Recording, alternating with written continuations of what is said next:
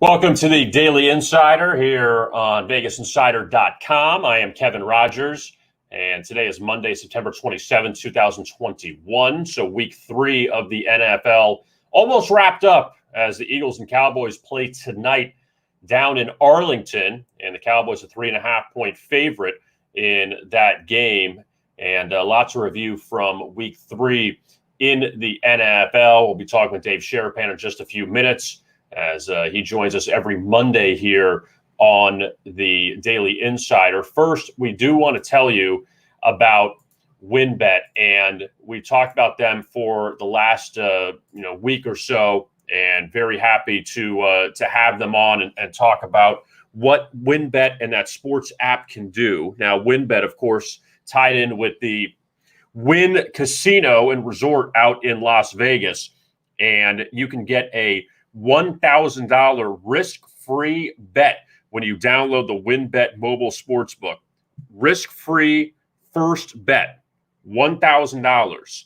That means if you lose your first wager, you get it back up to $1,000 as a free bet credit that you could use for another bet. And it's a really good deal. It gives you an opportunity to make that first bet, and if you end up winning, great. And if you don't win, then you can get it back as a free bet credit. You can use for another bet, which is really cool. And WynnBET is legal in the following states: Colorado, Indiana, Michigan, New Jersey, Tennessee, Virginia, and Arizona. And you must be 21 years or older to wager. And also, if you are in New Jersey, WynnBET is the official partner of the New York Jets. And on site at the WynnBET Green Room at MetLife Stadium in New Jersey, eligible bettors of legal age can enjoy the atmosphere of a fully fledged in-person sports book. And you can do it there in New Jersey at MetLife Stadium. And again, the states that's legal in: Colorado, Indiana, Michigan, New Jersey, Tennessee, Virginia, Arizona. And you must be 21 years or older to gamble. Now, let's talk about week 3 in the NFL. And our friend Dave Sharapan joins us now. Dave, I'm a little disappointed in you. Why? You're wearing the same hat as last week. You have a million hats, and you recycled the same hat again. I know. I'm sorry. I just have to believe that, I'm so on board with this Denver team that, we're going to just talk about them all week as being one of the undefeateds.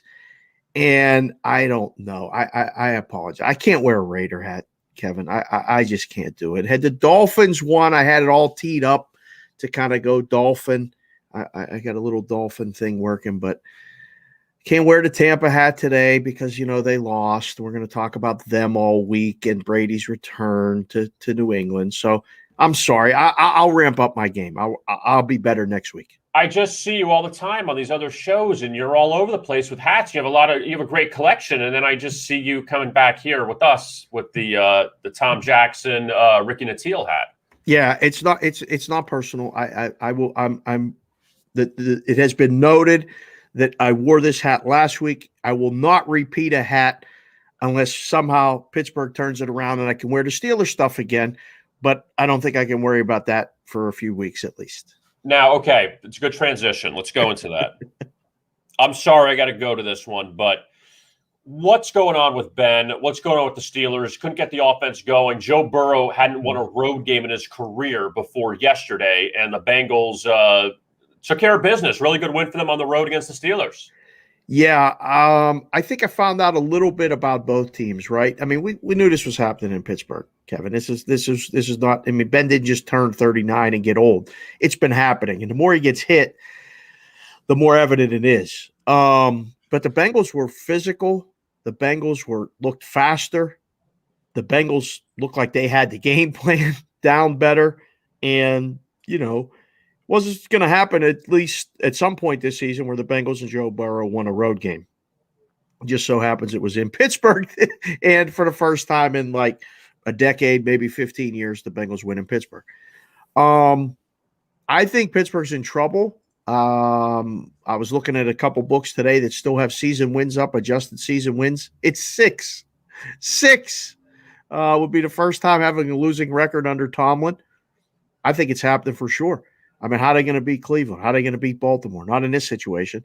Maybe they get one win out of those 4 games, and they've already lost once to the Bengals at home. So the division games don't look good. They have one of the hardest schedules in the league. I think the Steelers are going to be a bet against going forward until either things get figured out or Tomlin has to make the hardest change he's had to make and bench Ben. I mean, it might be happening, and it might be happening sooner than anybody would have guessed. And also, Dave, Pittsburgh is a 7-point dog at Green Bay next week, so it doesn't get any easier. And again, what's your options? What do you do if you're Tomlin now with Roethlisberger? Oh man, this is one of those things, right? You just you do you play it out to the end? Do you tell them like Ben? You know, you got to say your pectoral injuries further. You know, you sit down for a week. Let's give Mason the reps and see what we can do. You know, while we still have a shot at maybe making the playoffs. But I mean, I'm surprised this number isn't higher. I saw 6 before the game started last night as Green Bay was winning. Book moved it to 6.5, 7 this morning. It's moving. It's going to be 7.5. This is going to be a teaser special. I mean, who doesn't want Green Bay teased down? We just saw what happened this past week with the teasers. I mean, all you had to do is tease a lot of the favorites down, and they got there and put them on the money line. I think this thing ends up going north of 7 very quickly. I wouldn't be surprised to see it 8.5, 9, 9.5 by game time. I want to stick in the AFC North for a second here, Dave. Let's go to Cleveland. They beat Chicago 26-6, and I saw a great stat that these rookie quarterbacks now are 1-10 straight up and against the spread this year, and the only win was Mac Jones in week 2 against another rookie, Zach Wilson of the Jets. But Justin Fields just got eaten alive out there. I mean, 9 sacks yesterday. Not his fault. I don't think it's all his fault. I think the game plan, I heard Orlovsky say it early this morning, and he's absolutely right. The game plan was bad, and it's time to start. You know, Matt Nagy's he's on a hot seat. Like, you got a guy now, and maybe this wasn't the way you planned it, but Dalton's hurt, so you got to use this guy's abilities. Build the game plan for him. Don't give him the game plan and try to fit a square peg into a round hole. It just doesn't work. So, I mean, Cleveland, they look like the real deal. And as a Steeler guy and a Pittsburgh Cleveland growing up when both teams were good and a hated rival, kind of hurts a little bit to say. But Cleveland's legit. Cleveland is legit. We're going to find out a lot about them this week going on the road in Minnesota, being a small favorite. I mean, I don't know, man. Like that's the number. That's what it's going to be. And I wouldn't be surprised to see this thing flip in Minnesota, you know, get some money that way. But man, I mean, the Bears, like their season win adjusted this morning when I was looking like 5, 5.5. You can't, I mean, is he going to even make it through the season? I'm worried about that for Zach Wilson too. Like, the Jets are as dismal of a team as could possibly be. They looked like they were in a different league yesterday. What's going to change there? They're going to get some more offensive linemen by next week or the week after? No. So we've seen it now for years.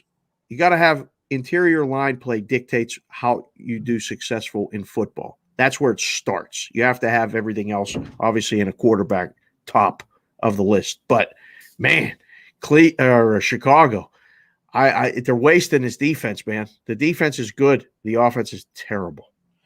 One of the big matchups coming up next Sunday, Dave, is the Ravens taking on the Broncos in Denver. We talk about the Broncos, how they shut out the Jets yesterday. Now, this game with Baltimore and Detroit, Justin Tucker has the 66-yard field goal, hits off the crossbar, bounces in. It feels like it's the Lions' luck, as always. Somehow they take the lead late and they still can't hold on. But you talk about teasers and survivor pools, Ravens, Cardinals, easy. Ravens, Cardinals, and then the Bills. That was the early game special yesterday. That kick was amazing. I think I've watched it. I tweeted it. I just could not believe that it went, and then it hits the crossbar and bounces through. because it's Detroit, right? Like if it's somebody else, it probably bounces out. But Detroit, it hits, it goes up, spins, and goes through. Detroit's competitive. Like in the midst of all this losing games, they're competitive. And I think if things go as planned and Goff continues to progress, I think Detroit will be continue to play on as a dog. Can't see them laying points too often, but I think you're going to get numbers with them like yesterday over a touchdown with Detroit. I think is going to be a good kind of play on going forward. We're going to find out more about the Ravens this week. I mean, we're going to find Baltimore, Denver is, that's in the sweet spot with Pittsburgh and Green Bay, and that Baltimore, Denver is actually the marquee game in that afternoon time slot. So I can't wait to watch it.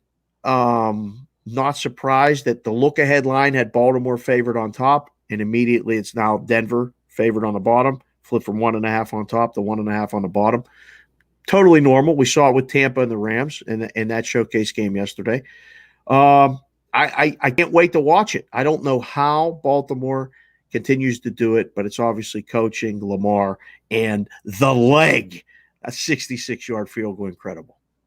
And let's talk about that Rams-Bucks game, Dave. Rams were favored. Tampa Bay flipped to the favorite and then closed around a pick 'em, and the Rams just dominated. And, you talk about these totals. We had a bunch of unders in the NFL on Sunday. No score after one quarter in L.A. Doesn't matter. Over 55.5 easy, and a really good win for the Rams.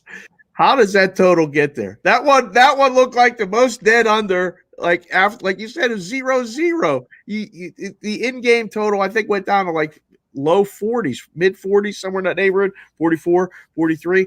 Flies over. And the adjustment at halftime was incredible.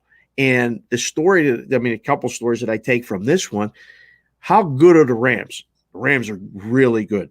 I think top 3 team in the league. They got their quarterback now. Not that Goff was bad, but Stafford's exceptional.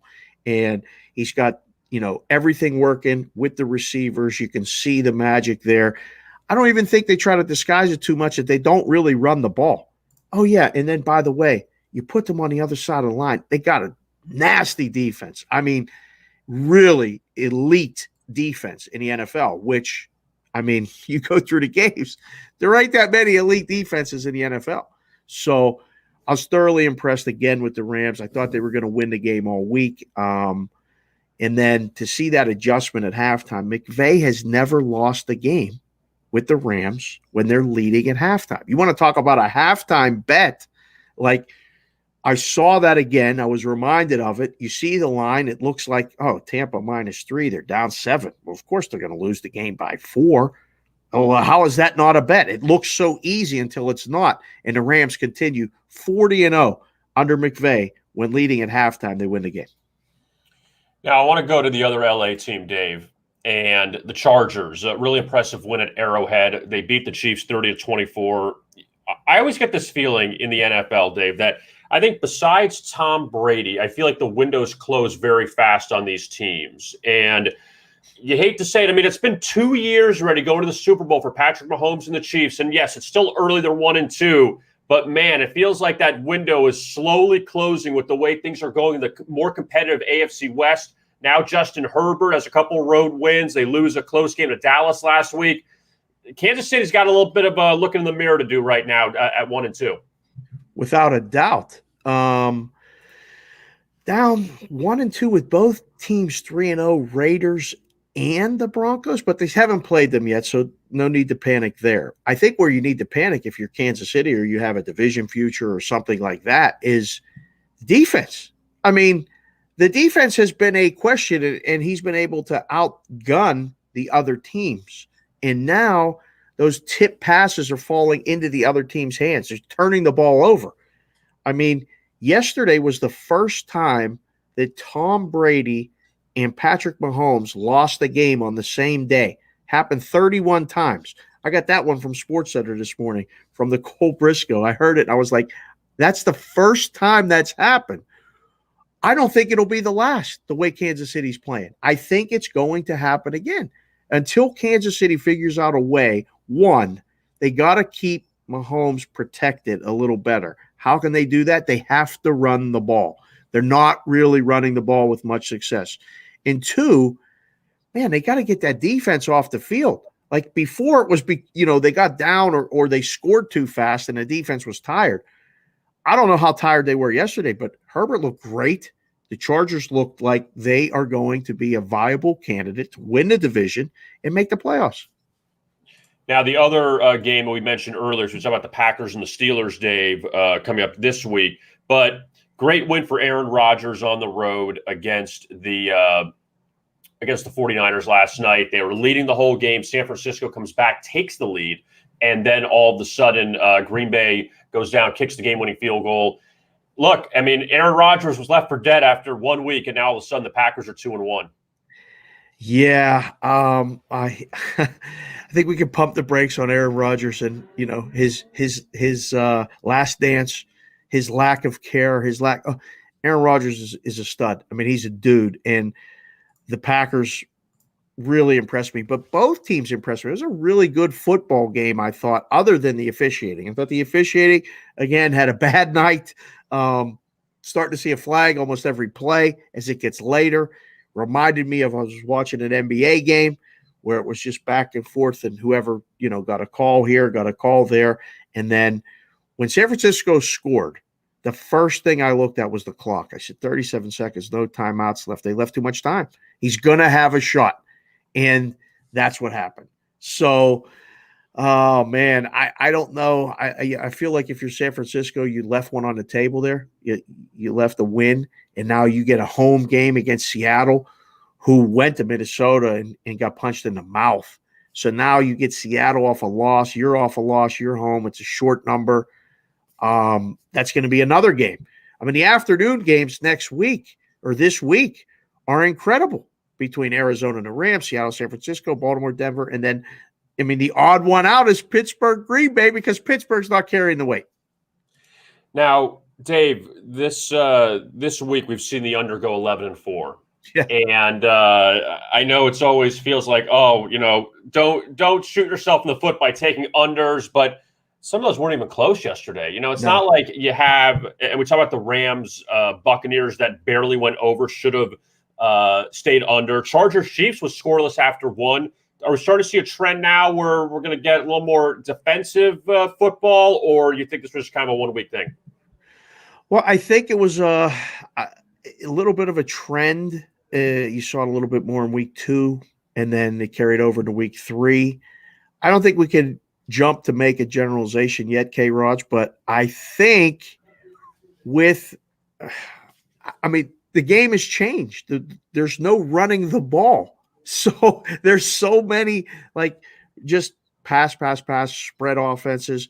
And if you don't get a first down, you get a punt. So there's a lot more punts, it feels like. There's a lot more. I mean, are guys getting more conservative? Is that possible when they should be getting a little more, opening things up? When I'm watching a lot of these games, I'm like, what are they doing? I tried to watch some of the Atlanta and the Giants game yesterday, and it just wasn't in the cards. It just didn't make the cut because it was boring to me. So, yeah, betting unders is definitely hard. I think it's way less fun. But I know the books for years. I mean, that's the way I grew up in the business, was needing the under. I like unders myself. Yes, I think, but the odds makers are going to adjust. I think odds makers kind of took the offensive and put numbers in the 50s or high 40s for a reason. Now you start to see them inch down, and people will start to bet unders at bad numbers, and the games are going to go over. It's funny. I'm with you, Dave, on the unders, because when you have overs, you're like, come on, let's go. But unders, you're like, okay, run the clock, run, run.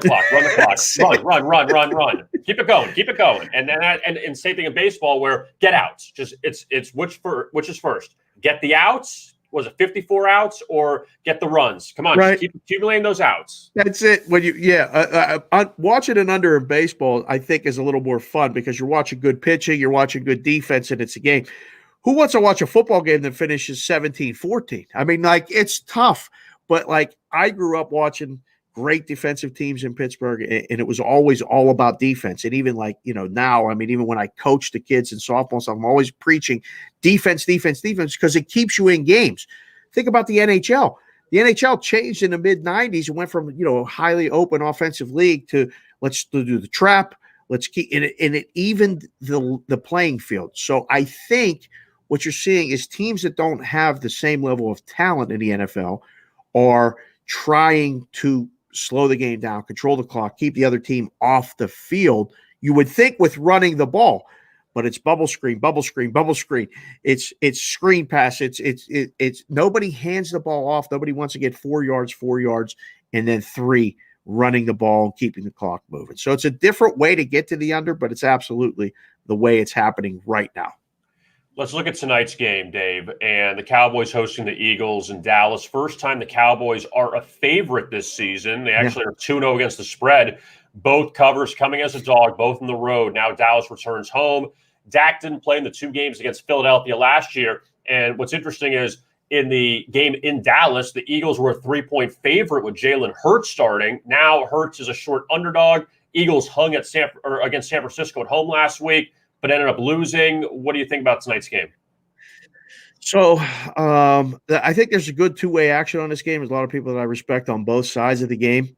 I'm looking at the total, and again in the 50s, and I know you just gave us the number. I mean, it was 11-4 to the under. I'm going to ride this under here and think that's the best play. Now, when I like under, and I do that more often than not as far as the total, I tend to shade the dog.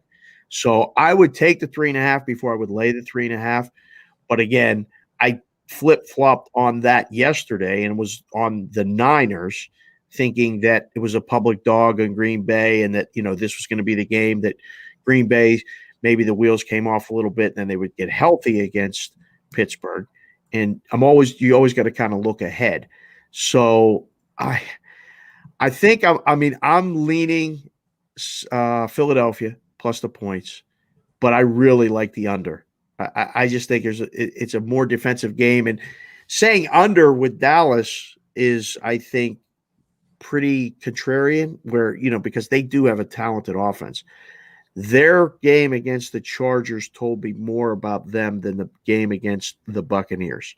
The Buccaneers gave them a bunch of turnovers, and they got that cover because of those turnovers. They went and won that game against the Chargers, who just beat the Chiefs. So would it surprise me to see Dallas win by double digits? No. Would it surprise me to see Philadelphia win the game outright? No. But I feel like it's a field goal game, and just like last night, will probably come down to one of the last possessions in the fourth quarter. I want to take a look at this great game Thursday night to kick off week 4. Bengals and the Jags in Cincinnati. And look, Urban Meyer, he's probably regretting every day that he took the Jacksonville job. They're 0-3. They haven't cut. They had a 109-yard missed field goal return for a touchdown and still lost the game by 12, Dave. Yeah. How do you lay the points with the Bengals? But here's my other thing. How do you lay the points with the Bengals here? You don't get them as a favorite that often. I know Jacksonville's lost, what is that now, 18 straight games, but make an argument one way or the other in this game, first side. Is there a good baseball game on that night? I think Braves and Phillies are on that night or something. Like, seriously, K-Raj, like the Thursday night games, we have to do it because we're in the media business now. We have to watch it because we're in the book, and the book's open every day, and you take bets every day. 7.5 tells me you're looking for Jacksonville money now. Where are you going to get it? I mean, it happened last week, right? You put this number with Carolina last week at Houston, and it was 7.5. It closed 8.5, 9. I mean, I don't know where you get the Jacksonville money. You can't interest me in taking Jacksonville at this game until I get 10. There's no way. They look, I don't want to say worse than the Jets, as bad as the Jets, but I can't believe that Urban hasn't been able to either figure it out or just, I mean, do they really not have the tools? I don't want any part of Jacksonville. It's 7.5. I don't think it's high enough. I would have put this thing at 9.5 because they're going to kick off every teaser and every money line parlay, just like they did with Carolina. I need to find this number. If I'm in the book, in the risk room, making a number with the guys, and I'm like, look, let's put it at 9.5. I don't care what the market says. We need Jacksonville money because come Thursday, who's looking to take Jacksonville and Urban Meyer and Trevor Lawrence? Nobody. I want to talk a little baseball with you before we let you go. And I think it's amazing that you're going to have a wild card game in the National League. The Cardinals, who have won 16 straight games on this incredible run, likely facing the Dodgers. I don't think the Giants melt down and lose the West. I think the Dodgers will end up getting the wild card. But what a game that's going to be, that one of those teams is going to get knocked out after one game. It's an injustice that the system has to be fixed. The wild card has to be a 3-game series. You play a 3-game series minimum pretty much all season. There's a couple 2-dayers during the season, but it's a 3-game series. You play 162 to play 1. You play 162 to play 3. That's what it should be. So whether we have to, take off the last week of the season and make it 154 and then play the wild cards as 3-game series, I think it's only fair. It's a great injustice that the Dodgers are going to win over 100 games. They're going to have to play one game against a team that may not lose again. You put the numbers up every day and you come up with 140 and you go, what are we doing? Just make it 160. Let somebody bet against them. It's been a cash cow, 16 games in a row. Longest streak since like 1950 something in the National League. And yet they could be out in one game. Wainwright, Scherzer. I can't wait to see the line. I mean, it's not going to be as high of a favorite as the Dodgers have been. They're going to be at home, and obviously the dog in that game is live no matter who it is. I will say, Dave, I like what the NBA did with that play-in as far as a best of 2, that the top seed wins one game, they advance. The bottom seed's got to win 2 to advance. Oh, that's a good idea. I kind of like that. The Dodgers played the Cardinals. It's a best of 2. So if LA wins, they advance. But if St. Louis wins, you got to do it twice. Oh, that's awesome. I like that. And that gives a true advantage, a true real advantage to the division winner who's earned that spot and the number 1 seed, because their rotation is going to be set and rested and going. And the team that might have to play 2 games is now into the 3rd starter. So, wow, I didn't even think of that, K-Raj. I'm going to take that today and use that on the rest of the media thing. I will give you full credit for that. That's a great idea, and I think a lot more fair. And at this point, that's all we can ask when we're talking about the baseball playoffs. Now, quickly in the American League, I think it's just amazing that you can have Yankees, Red Sox in the wild card, but the other teams that are there, when you have Toronto made a huge run to come back, so I thought they were kind of dead in the water.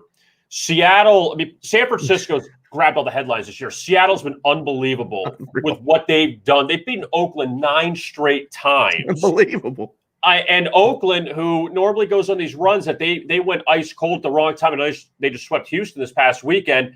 But when it's all said and done, they're all kind of close with a week to go. Who ends up getting the final 2 in the American League? It feels like Yankees, Red Sox. I've been saying it for a month. It just feels like Yankees, Red Sox.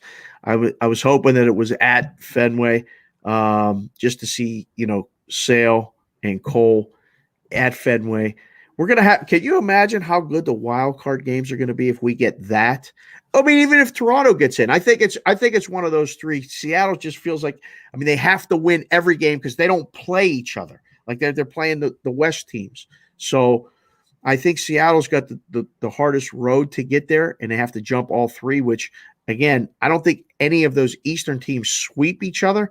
Obviously, a sweep right now, whoever does it, that they're in. But I think it's Yankees, Red Sox, and then we could have that as the appetizer, the first game, and then Cardinals, Dodgers. Just cancel whatever you're doing on that day, because I'll be watching baseball, bro. There's no question about it. Yankees, Blue Jays starts tomorrow, so that's important. And then the Red Sox, what do they get? Freaking Orioles. It's ridiculous. It is ridiculous, but they just had their chance. They could have put the Yankees at a nice distance and then forced them to have to sweep Toronto or take 2 of 3 to just catch them. They get swept at home as a favorite all 3 games. As a pick 'em the 1 game with Cole, but you can't lose those 3 games. Boston better figure it out quick against Baltimore, because if Toronto or they split 2 of 3, whatever, either way. It could be Yankees-Toronto in the wild card, and Boston could be out. Yeah, and that'll be look, I know everyone wants the Yankees-Red Sox, but Yankees-Blue Jays is still going to be a great wild card game. Oh, Yankees-A's, and even the Mariners. No one knows about the Mariners out east, but this team, Dave, is 86-70. It's and the unbelievable. White Sox right now are 88-68. Everyone that praised the White Sox, they're 2 games worse than the White Sox. It really is incredible. And this has been, I've talked to a bunch of guys and like just trying to do the numbers still myself. None of the Seattle numbers make sense. None of them. Like their run differential, and you look at all these things, and they have 86 wins. They've been a dog so many times and cashed. And it's just one of those things. Like I said it for years in the risk rooms and stuff. Are you guys watching the games? You keep looking at these numbers, and yes, you look at the screens and all these things. Are you watching the games? There's something magic going on, and it happens in clubhouses and sometimes, for teams.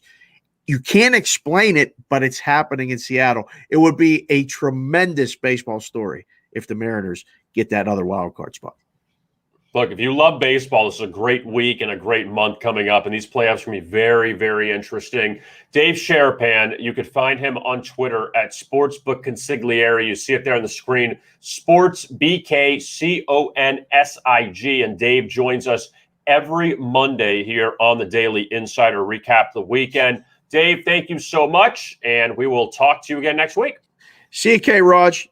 I'll put the Bronco hat away. I'll have something different for you next week. Yeah, give me something better from the wheel of hat fortune that you have there. Pick out a new one. See you later. Dave.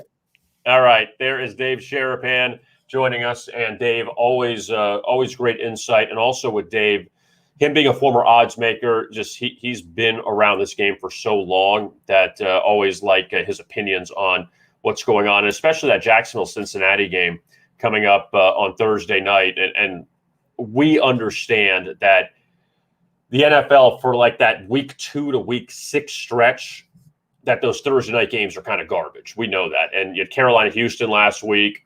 You got Jacksonville, Cincinnati. You're getting these teams in the national spotlight, all these NFL network games before they transition to Fox. And then when they get back to Fox, they're going to be better games. But Jacksonville's lost now, and they really haven't been competitive or had a close loss so far in any of the 3. Now, granted, they played Arizona and Denver the last 2 weeks, teams that are combined 6-0. And now they're going to Cincinnati, who is 2-1. And the Bengals took care of the Steelers yesterday. They beat the Vikings in week 1 and lost to Chicago by 3 in week 2. Bengals have a lot of weapons. It's tough. It's definitely a tough one to see which way you're going to go with the Jags and the Bengals on Thursday night. And tonight we conclude with the Eagles and the Cowboys in Dallas and Philadelphia. I do like the points with them tonight against Dallas. You can check out my best bet on our YouTube channel at Vegas Insider for the Eagles and Cowboys. And we have plenty of action coming up again this week in the NFL. Baseball, it's a little bit of a slow day. You have 3 makeup games and 2 normally scheduled games. Later on, A's Mariners at 10:10 in Seattle. And also the Rockies Nationals.